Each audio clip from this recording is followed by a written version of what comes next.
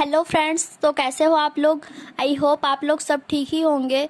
तो चैप्टर 1 है हमारा ठोस प्रावस्था। यह है केमिस्ट्री का चैप्टर है। तो इस चैनल को लाइक, सब्सक्राइब और शेयर ज़रूर कर दीजिएगा। चैप्टर फर्स्ट है ठोस प्रावस्था। तो उसमें सबसे पहले बेसिक चीज़ों को हम लोग देखते हैं कि इसमें क्या क्या बेसिक है। तो सबसे पहले है पदार्थ। पदार्थ क्या होता है?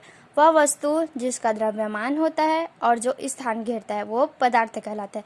जैसे कि ये पेंसिल है, ये एक पदार्थ है क्योंकि इसका एक द्रव्यमान होगा जिसको केजी से मापेंगे, और ये स्थान घेर रहे हैं क्योंकि ये एक क्या है, पदार्थ है। ठीक, तो पदार्थ की प्रावस्था, इसको अब हम लोग डिवाइड कर रहे हैं 3 चीज़ों में। कौन कौन सी प्रावस्था होती है? ठोस प्रावस्था, द्रव प्रावस्था और क्या होता है, गैस प्रावस्था। ऐसे पदार्थ जिसका द्रव्यमान, आकार तथा आयतन निश्चित होता है ठोस कहलाता है। तो जैसे कि यहाँ पे हम लोग एग्जाम्पल में एक बुक को लेते हैं, तो उसका क्या है, एक निश्चित द्रव्यमान है और आकार है और उसका आयतन भी है। तो ये बुक है वो क्या होगा हम लोग का, ठोस प्रावस्था। उसमें इसके अणु परमाणु एक दूसरे से प्रबल बंध द्वारा जुड़े रहते हैं। इसमें क्या है, जो इसके अणु और परमाणु है ना, उनके बीच एकदम प्रबल बंध द्वारा जुड़े रहते हैं, यानी कि वो एकदम से बहुत ज़्यादा मजबूत बल द्वारा जुड़े रहते हैं। इसका एग्जाम्पल है ईंट, कूलर, टेबल, पुस्तक। जैसे कि बुक का मैं जैसा ही अभी एग्जाम्पल बताई हूँ। उसके बाद सेकंड है द्रव प्रावस्था। ऐसे पदार्थ जिनका आयतन व द्रव्यमान निश्चित होता है किंतु आकार नहीं, द्रव कहलाता है। ये सब बेसिक सी चीजें हैं।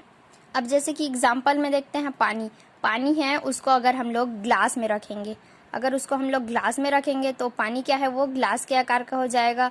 और अगर उसको हम लोग थाली में रखेंगे तो थाली के आकार का हो जाएगा। और उसी को हम लोग क्या रखेंगे, मग में रखेंगे तो वो क्या हो जाएगा, मग के आकार का हो जाएगा, यानी ये लिक्विड होता है। तो इसके अणु और परमाणु के बीच क्या होगा, दुर्बल बंध होगा। जैसे कि इसमें प्रबल बंध होता था, लेकिन इसमें क्या होगा, दुर्बल बंध द्वारा होगा। दुर्बल बंध द्वारा ये लोग जुड़े रहेंगे। तो इसका एग्जाम्पल में आ जाएगा पानी, तेल, दूध, ये सब लिक्विड अवस्था आ जाएंगी। उसके बाद थर्ड है गैस प्रावस्था। ऐसे पदार्थ जिनका द्रव्यमान निश्चित होता तो है लेकिन आयतन और आकार निश्चित नहीं होता है, गैस कहलाता है। जैसे कि हम लोग का, जैसे कि क्या गैस हम लोग ग्रहण करते हैं, ऑक्सीजन, और क्या गैस छोड़ते हैं, CO2, कार्बन डाइऑक्साइड। और हाइड्रोजन है, इन्वायरमेंट में पाया जाता है, N2 नाइट्रोजन गैस। ये सब जितनी भी गैसी है ना, वो इसमें आ जाएंगी गैस प्रावस्था में। तो ये सब तो बेसिक सी चीजें हैं, इसको हम लोग क्लास 6 से 7 से पढ़ते आ रहे हैं। अब उसका नेक्स्ट टॉपिक देखते हैं, ठोस का वर्गीकरण। अब ये ठोसों का वर्गीकरण देख रहे हैं अव्ययी कण की अवस्था के आधार पर। तो ठोस का वर्गीकरण में देखते हैं कि ये कितने पार्ट्स में डिवाइड होता है। तो ये 2 पार्ट्स में डिवाइड होता है।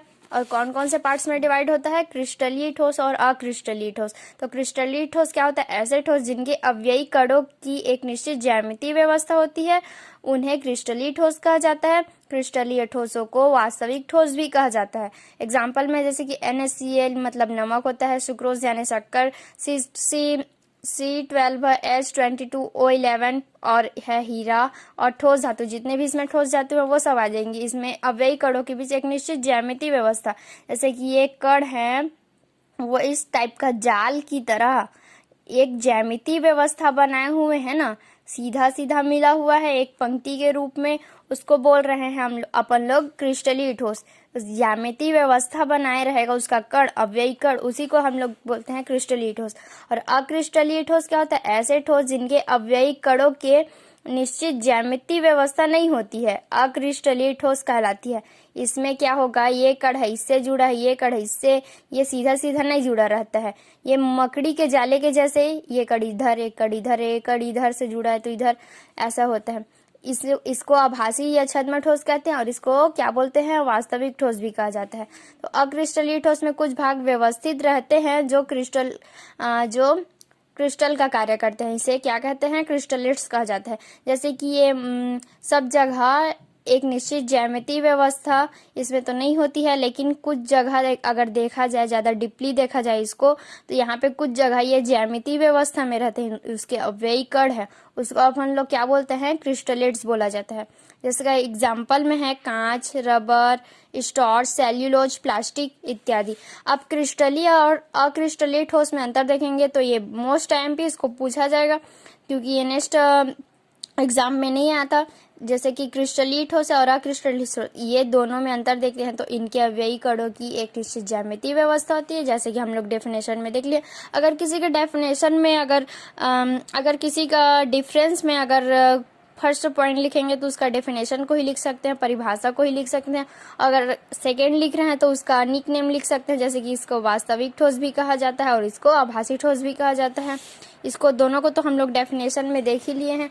उसके बाद थर्ड नंबर है, इनके निश्चित गलनांक होता है, यानी कि जो क्रिस्टलीय ठोस है उसको अगर हम लोग एक निश्चित ताप पर टेम्परेचर देंगे, उसको गलाएंगे तो एक निश्चित गलनांक पर ही वो गल जाएगा। जैसे कि सिल्वर को एक निश्चित टेम्परेचर पर ही गल सकता है, जैसे कि 1498 सेंटीग्रेड में 1458 डिग्री सेल्सियस पे इसका जो है निश्चित गलनांक होता है। वैसे ही कॉपर मतलब तांबा को ही बोला जाता है, इसका गलनांक निश्चित क्या होता है, उसका निश्चित गलनांक होता है 1083 डिग्री सेल्सियस होता है, यानी ये दोनों का निश्चित गलनांक होता है। तो ये किस में आ जाएंगी, क्रिस्टलीय ठोस में आ जाएगी, क्योंकि ये ठोस होता है, ठोस धातु को ही तो क्रिस्टलीय ठोस में रखा गया है। और इसका क्या होता है, निश्चित गलनांक नहीं होता है, क्योंकि जैसे कि हमारा इसमें क्या क्या हम लोग लिखे हैं एग्जाम्पल में, रबर लिखे हैं, कांच लिखे हैं, सेल्यूलोज, प्लास्टिक को अगर देखा जाए तो ये प्लास्टिक है। अगर प्लास्टिक को हम लोग एक निश्चित टेम्परेचर पर अगर उसको हम लोग गलाएंगे तो शुरू में जैसे कि 100 डिग्री सेल्सियस में तो बॉयल होना शुरू कर देगा, लेकिन जब सेकेंड बार हम लोग उसको टेम्परेचर देंगे तो हो सकता है वो 50 डिग्री सेल्सियस पे ही वो बॉयल होना शुरू हो जाए। वैसे ही इसका एक निश्चित गलनांक नहीं होता है। और इसका फोर्थ पॉइंट होता है, इसकी प्रकृति विषमदैशिक होती है और इसकी प्रकृति समदैशिक होती है। तो यहाँ पे विषमदैशिक और समदैशिक क्या क्या होता है उसको बताती हूँ। जैसे कि समदैशिक, यदि सभी दिशाओं में क्रिस्टल के गुण समान हो तो इसे समदैशिक कहा जाता है। यदि सभी दिशाओं में, अब देखते हैं, ये है समदैशिक। इसको अगर एक लेजर या किरण को इस क्रिस्टलीय ठोस या अक्रिस्टलीय ठोस से गुजारा जाए, समझ के चलो ये अक्रिस्टलीय ठोस है, तो अगर इसमें से गुजारा जाए तो इनके बीच एक निश्चित ज्यामितीय व्यवस्था नहीं होती है, इस प्रकार जुड़े रहते हैं। तो इसके जो कण हैं वो रुकावट का काम करेंगी, ये किरण को सीधा पार नहीं होने देगी। और वैसे ही अगर क्रिस्टलीय पदार्थ में देखेंगे तो इनके कणों के बीच निश्चित ज्यामितीय व्यवस्था बनी रहती है। तो अगर हम लोग किरण को यहाँ से गुजारेंगे तो यहाँ पे जो कण है वो रुकावट का काम नहीं करेंगी, लेकिन अगर हम लोग दिशा बदल देते हैं, ये देखिए, यदि दिशा बदल लेने पर क्रिस्टल के गुणों में भी परिवर्तन हो तो इसे विषमदैशिक कहा जाता है। अगर हम लोग दिशा बदल ले रहे हैं, यहाँ से कर रहे थे, अब दिशा बदल के यहाँ से कर रहे हैं, तो ये रुकावट का काम कर रही है ना। वैसे ये क्रिस्टल के जो कण है, क्रिस्टल के जो गुण है वो परिवर्तन हो जा रही है। क्रिस्टल के गुणों में क्या हो जा रही है, परिवर्तन हो जा रही है अगर दिशा बदल लेने पर। और इसमें तो किसी भी दिशा से ऐसा गुजारो, ये तो जो कण है वो रुकावट का काम करेंगी ही।